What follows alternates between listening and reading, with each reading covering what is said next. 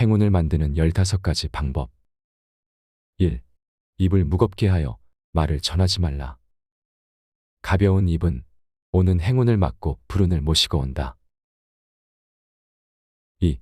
남에게 이롭게 행동하고 자랑하지 않는다. 그러면 친절은 갚을 방법이 없어 행운으로 다가온다. 3. 나는 운이 좋은 사람이라 생각하라. 행운도 좋은 사람을 좋아한다. 4. 새로운 것을 두려워하지 않는다. 행운은 항상 새로운 일, 새로운 사람, 새로운 모임으로 나타난다. 5. 나를 찾아오는 사람을 막지 말라. 행운은 누군가의 등 뒤에 타고 있다. 6. 낙관주의가 되라. 긍정적인 시선은 나쁜 일도 반대로 만든다. 7. 다른 사람에게 행운이 되라. 다른 사람도 당신에게 행운이 될 것이다. 8. 창문을 열고 햇빛을 받아라. 행운은 빛과 함께 온다. 9. 필요 없는 낡은 물건은 버려라. 오래된 물건은 생기를 빼앗고 행운의 발목을 붙든다. 10. 행운은 실력이다. 실력을 높이면 확률이 높아진다. 11. 세수를 깨끗이 하고 머리를 단정하게 하라. 몰골이 더러우면 행운은 오다가 실망한다. 12. 당신 말고 상대가 이야기하게 하라. 그때야 행운은 당신이 말할 기회를 줄 것이다. 13. 어른이라면 입은 다물고 지갑을 열어라. 행운은 언제나 젊기에 말은 많고 지갑은 닫는 사람을 좋아하지 않는다. 14. 최소한 1년에 24권의 책을 읽어라. 한 달에 2권만 읽으면 안 보이던 복이 보인다. 15가지라고 했는데 하나가 없다. 마지막은 당신의 존재가 이미 행운이다. 온 우주의 시공간을 곱하기 한 숫자만큼 기적이다. 성공한 사람과 크게 성공한 사람의 13가지 차이점. 풋내기 사장과 노련한 사장의 차이, 막 성공을 거둔 자와 성공을 지속하고 있는 자의 차이, 10억 부자와 100억, 1000억 부자 사이에는 분명한 차이가 있다. 이런 차이는 성공이라도 같은 성공이 아니며 자신이 얼마만큼 더 나아갈 수 있는지를 알 수 있는 평가 기준이 된다. 1. 처음 성공을 이루면 자기의 능력이라고 생각하지만 크게 성공을 이룬 사람은 그 성공을 행운이라고 생각한다. 크게 성공한 사람들은 자신의 성공이 반복적이지 않을 거라는 사실을 알기 때문에 한 번의 성공에도 자만하지 않고 신중하게 된다. 반면 처음 성공을 이룬 자는 즉시 두 번째 성공을 위해 무리한 투자와 모험을 강행하다 쉽게 자멸하고 만다. 해설. 나도 나의 성공을 내 능력이라고 생각했던 시절이 있었다.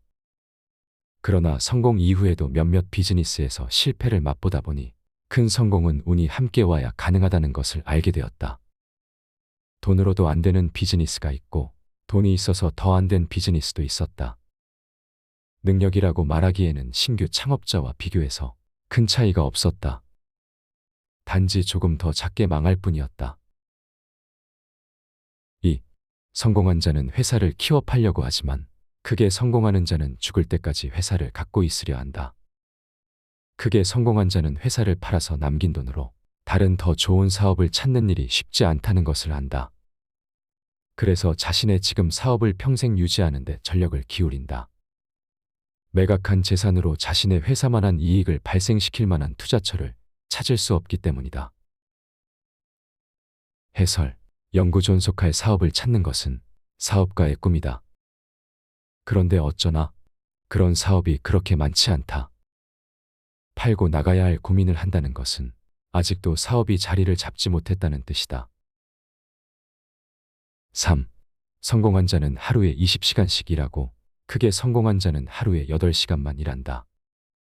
많은 시간을 일한다는 것은 자신의 인건비를 벌고 있다는 뜻이다. 저녁 늦게까지 일을 할수록 직원들의 인건비를 줄일 수 있다고 생각한다. 그러나 크게 성공한 자는 시간당 수입이 아닌 사업당 수입으로 자신의 인건비를 계산하는 방법을 알기에 가정과 개인 생활과 직장일의 균형을 맞춘다. 따라서 아침 일찍 일하고 일찍 마무리한다. 해설. 평생 사업을 한다면 20시간씩 일하는 것은 몇 년 정도나 가능하다. 빨리 정상적인 삶의 패턴을 찾아야 오래 사업할 수 있다. 경영자의 건강은 사업의 전부일 수 있다. 4. 성공한 자는 규정과 규칙을 통해 성장을 유지하려 하고 크게 성공한 자는 규정과 규칙을 넘어서서 성공한다. 규모가 커지면 다양한 직원들이 조직에 합류하며 이들을 통솔할 규정이 필요하다. 그러나 이런 규정들은 조직과 사고의 경직을 불러일으켜 양날을 가진 칼처럼 해가 되기도 한다. 그래서 더 큰 성공을 이루는 자들은 규정과 규칙이 만들어진 원래 목적을 잘 이해하고 이를 통제한다. 해설. 칼로 흥한 자, 칼로 무너지고 힘으로 흥한 자, 힘으로 무너진다. 아이디어로 흥한 자, 아이디어로 무너지고 자본으로 밀어낸 자, 자본에 밀려나간다. 규칙 때문에 큰 사람은 규칙 때문에 무너진다. 언제나 어느 곳에 맞는 규칙은 세상에 존재하지 않는다. 규칙이 변한다는 사실을 받아들이지 않으면 규칙이 내 목을 조르는 날이 온다. 5. 성공한 자는 선배에게 배우려 하고 크게 성공한 자는 후배에게 배우려 한다. 선배들의 성공담이 동일하게 적용되는 세상은 없다. 그리고 후배들은 새로운 시각을 준다. 해설. 사업을 만드는 것은 미래에서 배우고 사업을 지키는 것은 과거에서 배운다. 그러니 후배에게도 선배에게 배우듯 배워야 한다. 6. 성공한 자는 회사를 바라보나 더 큰 성공을 하려는 자는 산업을 바라본다. 회사란 한 산업의 가지나 잎사귀와 같다. 사업체 유지나 성장에만 급급한 사이에 나무에 가뭄이 드는 것을 보지 못할 수 있다. 해설. 경쟁자를 이기기 위해 산업을 죽이는 사람도 있다. 경쟁자는 경쟁자이자 동업자다. 그가 사라지면 다른 경쟁자가 생겨날 뿐이다. 7. 성공한 자는 조사와 기획을 좋아하고 크게 성공한 자는 직감과 통찰을 믿는다. 시장 조사는 생각보다 무의미하다. 소비자가 뭘 원하는지 소비자도 모르기 때문이다. 기획과 조사가 사업을 일으킨다면 사업도 수학 공식처럼 공식화됐을 것이다. 아직 공식이 없다는 것은 직감과 통찰이 여전히 큰 힘을 발휘하고 있다는 뜻이다. 해설. 아무리 좋은 기획도 통찰을 이기지 못한다. 통찰은 인과관계가 없는 여러 경우가 갑자기 연결되는 일이다. 이런 일은 찰나의 깨우침이라 종이에 나타날 수 없다. 걷고 묵상하고 머리를 비울 때 간혹 나타난다. 8. 성공한 자는 경쟁자를 이기는 것에 몰두하고 크게 성공한 자는 자신을 이기는 것에 힘을 쓴다. 이 세상의 가장 큰 경쟁자는 자신이다. 다이어트를 해보면 우리 자신을 이기는데 얼마나 많은 노력이 필요한지 곧장 알게 된다. 그리고 우리 자신이 얼마나 무서운 경쟁자인지도 알게 된다. 해설. 남을 이긴 자는 한 명을 이긴 것이지만 나를 이긴 자는 과거의 모든 나를 이긴 사람이다. 이를 통해 미래의 모든 나도 이길 수 있다. 9. 성공한 자는 내 울타리 안에 경쟁자들과 싸우느라 정신없지만 크게 성공한 자는 울타리를 뚫고 들어오려는 경쟁자도 경계한다.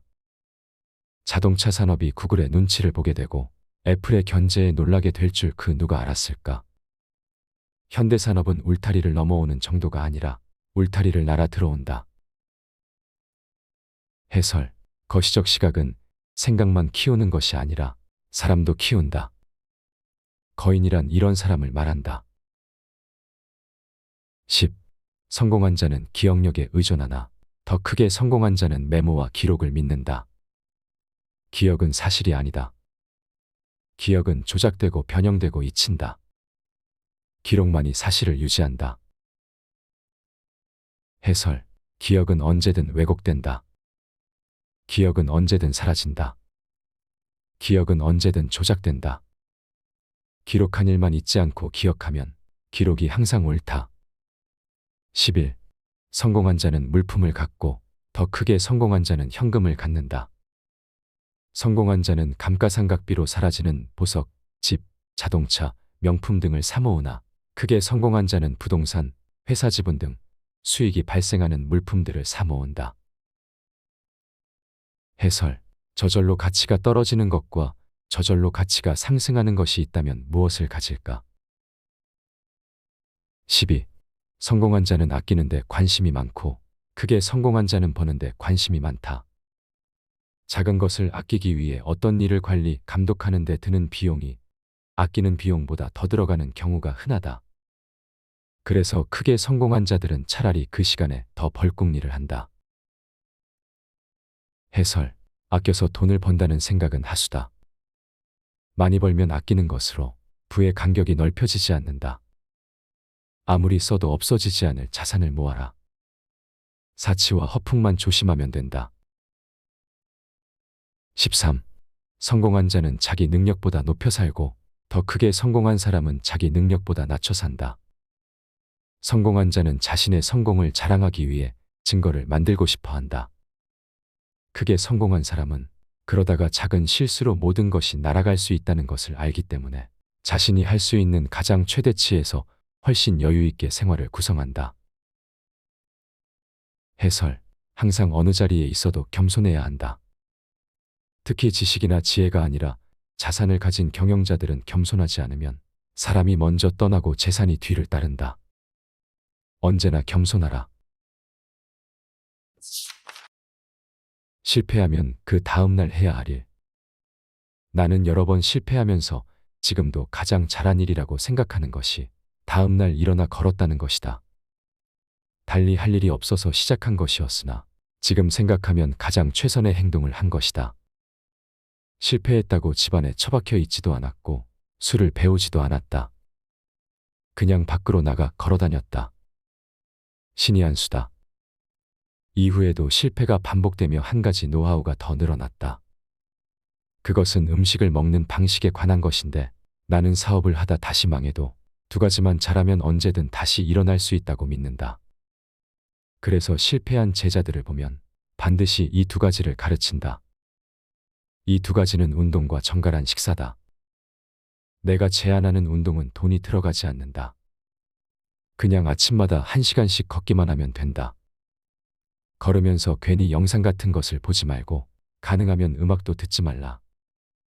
그냥 아무 생각 없이 하염없이 걸어라. 무슨 생각을 하려 하지 말고 그냥 걷다 보면 머리가 비워지고 그 머리 안에 공간이 많이 생기면 저절로 새 생각이 들어온다. 오히려 음악을 듣거나 영상을 보고 있으면 생각의 공간이 만들어지지 않는다. 전화기를 놓고 나가도 좋다.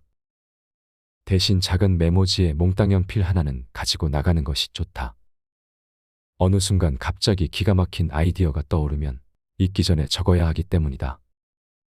걷는다는 것은 아직 살아있는 인간이라는 것을 뜻한다. 현생 인류의 시작으로 현대인의 직계 조상 중 하나로 분류되는 호모 에렉투스는 똑바로 선 사람이라는 뜻이다. 즉 현생 인류의 시작이 걷는 것으로부터 시작됐다는 것이다.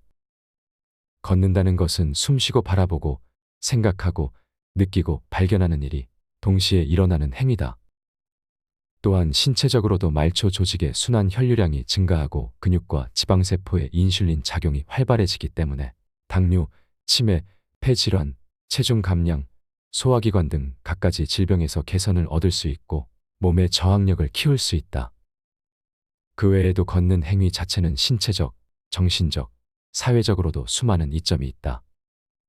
걷기의 이점 중 일부는 다음과 같다. 심혈관 건강이 개선된다. 걷기는 심박수를 높이고 혈압을 낮춰 심장 건강을 개선하는 데 도움이 된다. 또한 근력이 증가한다. 걷기는 다리와 코어를 포함한 하체에 힘을 키운다. 또한 사고가 가장 적은 안전한 운동이다. 칼로리를 태우고 체중을 줄여준다. 특히 규칙적으로 적당한 강도에서 강한 강도로 걸을 경우 더욱 그렇다. 걷기는 스트레스를 줄이고 기분을 개선하며 행복감을 높여주기 때문에 정신건강에도 도움이 된다. 규칙적인 걷기는 에너지 수준을 높이고 전반적인 활력을 향상시키는 데 도움이 된다. 걷기는 수면의 질을 향상시켜주고 뇌 기능을 개선시켜 창의성을 높여준다. 정기적으로 걷는 것은 당뇨병, 심장질환 및 만성질환 발병 위험을 줄이는데 많은 도움이 된다. 또한 걷기는 친구와 함께 걷든 걷기 그룹에 가입하든 다른 사람들과 대화가 가능한 운동이라 사회성이 좋아진다. 운동 중에 이처럼 안전이 보장되고 비용이 적게 들면서 좋은 운동이 없다. 실패하면 마음이 작아지는데 작아진 마음은 몸으로 키우는 것이다. 몸이 건강해지면 마음은 저절로 커진다. 그래서 어떤 실패를 해도 내가 다시 걸을 수 있다면 나는 다시 시작할 수 있다. 다시 시작할 수 있다는 뜻은 또 다른 기회를 얻는다는 뜻이다.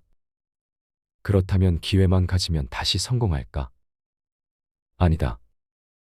그 기회를 더 좋은 기회로 만들어야 한다. 그래서 두 번째 비결은 정갈한 식사다. 나 김승호는 남들이 갖지 못한 특별한 재능을 하나 갖고 있다. 이 재능을 가진 사람은 구설수에 잘 휘말리지 않고 주변의 친구들이 고르며 좋은 운이 계속 모여들고 삶이 온화해지며 평화롭다. 그 재능이란 배가 부르기 전에 음식을 중단하는 것이다. 나는 배가 부르도록 음식을 취하는 일이 1년에 서너 차례도 안 된다. 양가의 노모님이 해주시는 음식을 먹을 때 외에는 배가 부르기 직전에 숟가락을 놓는다. 어머니 앞에서는 마음껏 먹는 일이 상식이고 예의이니 예외로 한다. 음식의 양, 음식을 먹는 시간, 음식의 질은 그 사람의 운과 운명을 결정한다. 어느 관상 철학자의 말에 따르면 한 인생에 먹어야 할 음식의 양은 정해져 태어난다고 한다. 그러니 음식을 많이 먹으면 온갖 병으로 일찍 죽는 것이고 음식을 나눠서 조금씩 먹으면 건강하게 오래 산다고 한다. 음식을 먹는 시간이 일정하지 않은 사람은 과식, 폭식에 노출된다. 인간이 받는 유혹 중에 음식만큼 매일 결심을 바꾸게 하는 것이 없다. 다이어트를 해보면 인간이 얼마나 음식에 나약한지를 매 끼니마다 느끼게 된다. 그래서 일정하게 식사하지 않는 사람들은 과식이나 폭식을 하고 이런 자리에 함께하는 사람들 또한 대부분 같은 사람들이라서 건전한 친구들이 아니라 거칠고 불규칙한 사람들과 함께하게 된다. 그러니 좋은 일이 생길 수 없다. 너무 거친 음식은 나를 해치고 너무 기름진 음식은 다른 생명체를 해친 것이다. 세상 모든 것은 인연으로 연결돼 있다. 우주의 삼라만상이 결국은 하나다.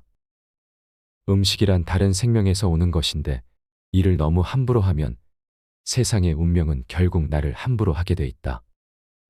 정갈하고 단정한 음식을 먹고 기름진 음식을 적당히 조절하고 남기지 않게 준비하고 남은 음식을 내 배에 버리지 않는 것이 바르게 음식을 대하는 태도다. 그런 식습관을 가지면 그 사람이 만나는 사람이나 환경이 곱고 올바르게 된다. 결국 좋은 운이 붙기에 가장 이상적인 상황 속에 살고 있다.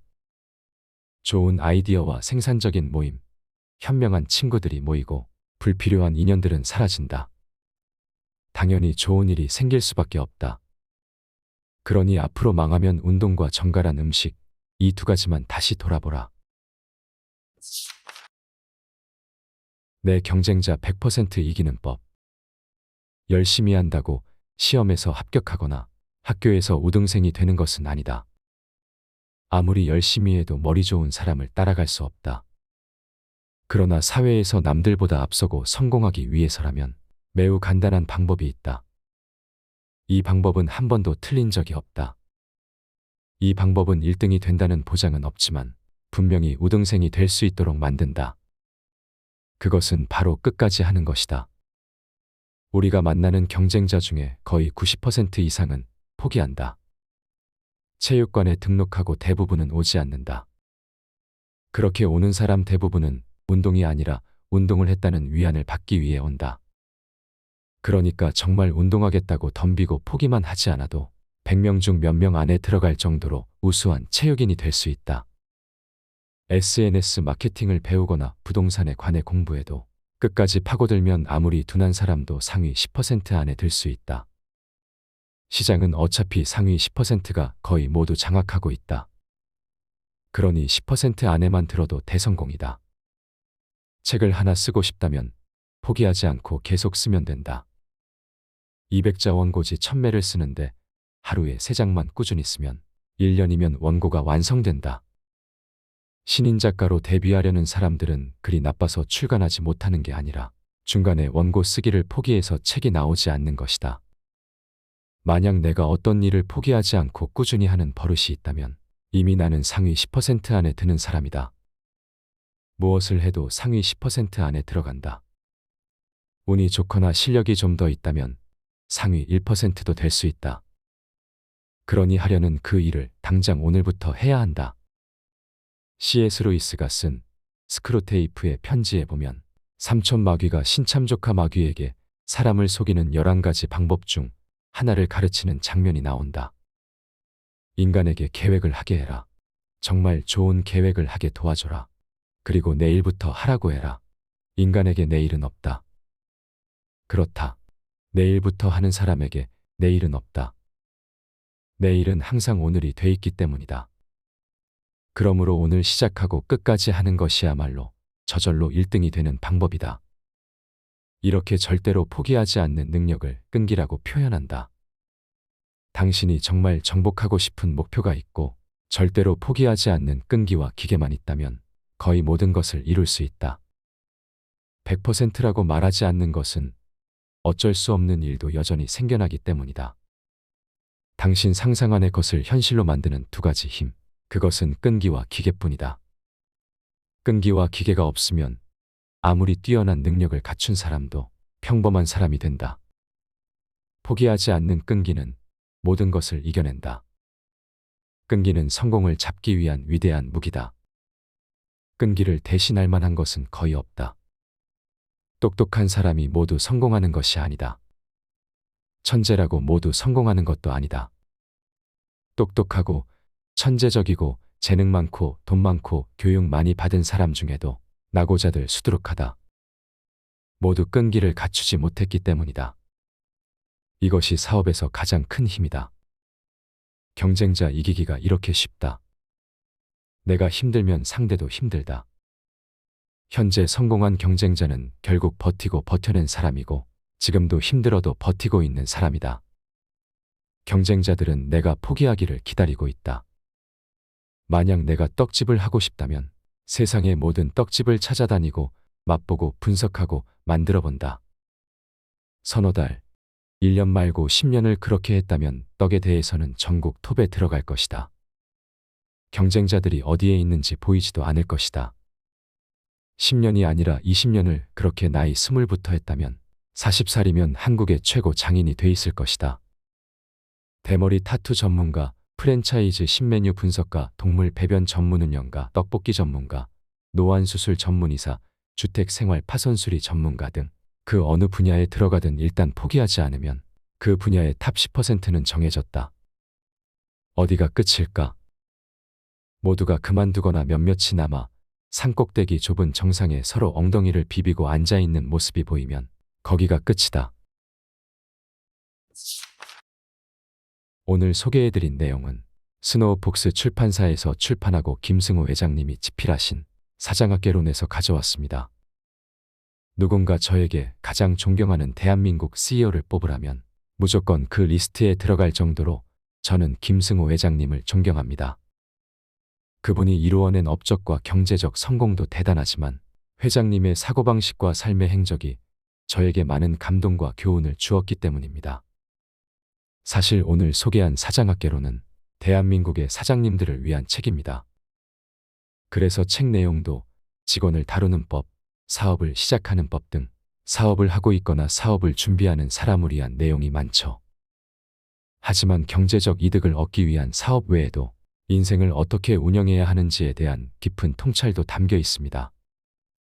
특히 행운을 만드는 방법이나 실패한 다음 날 해야 하는 것 등은 일의 영역 외 삶의 영역에서도 적용할 점이 많아 이렇게 영상으로 만들게 되었습니다.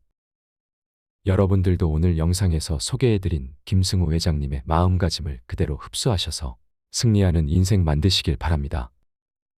특히 행운을 불러오는 15가지 행동을 꾸준히 실천한다면 더 많은 행운이 모여 인생을 행운으로 채워나갈 수 있을 것입니다. 여러분의 고민에 대한 답을 책에서 찾아 알려드리는 책사람이었습니다.